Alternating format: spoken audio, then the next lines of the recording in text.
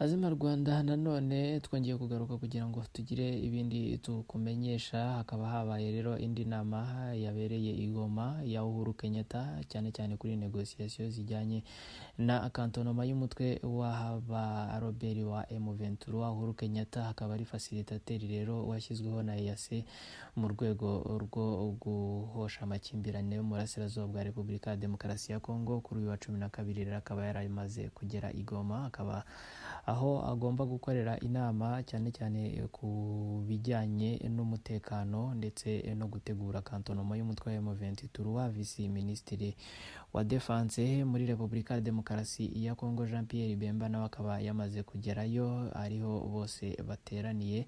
Kuri uyu wa gatatu rero hakaba hari buze gusohoka declaration atandukanye. Iyi niyo rero ikaba cyane cyane igamije kuba haba negociation y'amahoro nk'uko byatangajwe na Minisitiri wa Integration ariwe Mbusa Nyamwisi. Akaba yamaze nawe kugera i Goma. Guverinoma ya Repubulika ya Demokarasi ya Kongo ikaba yavuze yuko ngo ikeneye amahoro kandi yaje muri urwo rwego muri hariya i Goma. Rero bakaba nanone bakomeje kuvuga yuko ngo bagomba kudialoga politikuma ndetse kugira ngo umutwe wa M23 bafurumire uburyo ujya muri kantonoma nk'uko byashyizweho n'abakuru b'akarere. Ni mu gihe iyi visite ikomeje kugenda ikorwa n'abayobozi bavuye i Kinshasa. Rero ni ibi bikaba bibaye nyuma yuko Cyril Ramaphosa, perezida wa Repubulika ya Sud-Afrique cyangwa se Afurika y'Epfo,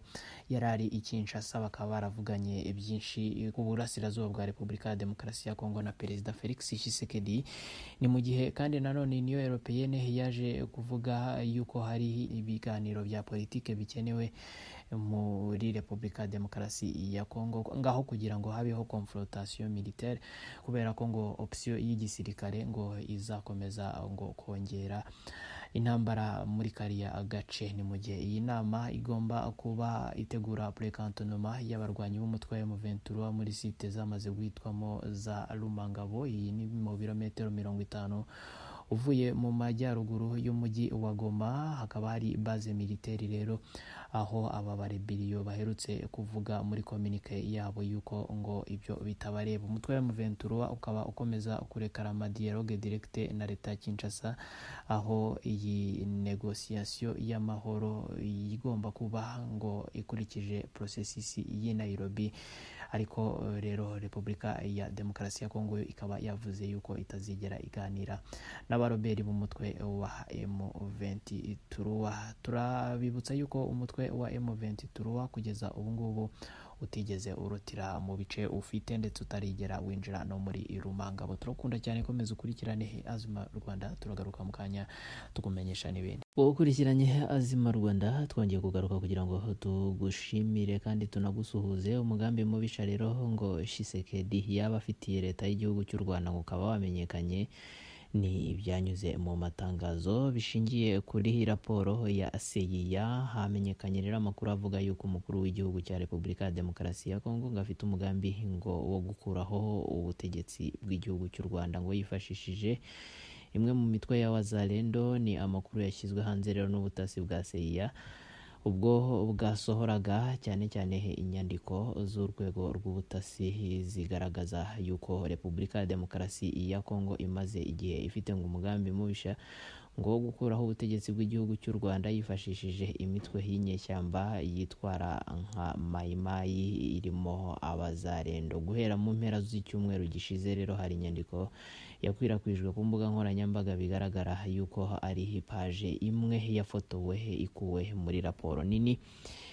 Rero ni inyandiko ubutasi bwa Amerika bugenda buvugamo ibintu byinshi, aho urwo rupapuro rwafotowe ruriho isesengura CIA yakoze igendeye ku butasi bwa Repubulika ya Demokarasi ya Kongo ku kibazo cy'umutekano mu burasirazuba bw'iki gihugu. Rero Ibyanditse bishingiye ku makuru y'ubutasi n'inama y'umuyobozi wungirije ushinzwe ubutasi muri Kivu y'Amajyepfo witwa Lirungi Dodo, akaba yaratanze amakuru mu ntangiriro z'umwaka iby'uko abona ikibazo cya M23 cyarangira. Seya igaragaza yuko uyu Lirungi n'ubundi asanzwe ari umwe mu barwanya cyane umutwe wa M23 n'abawufasha, ndetse muri Mutarama uyu mwaka ngo yatanze igitekerezo cyo kwifashisha inyeshyamba za Wazalendo mu kurwanya bikomeye umutwe wa M23 ufatwa ngo nk'umutwe wa Kagame. Rero ibi bitekerezo byari Lirungi byaje hashize ukwezi Perezida Tshisekedi yatanze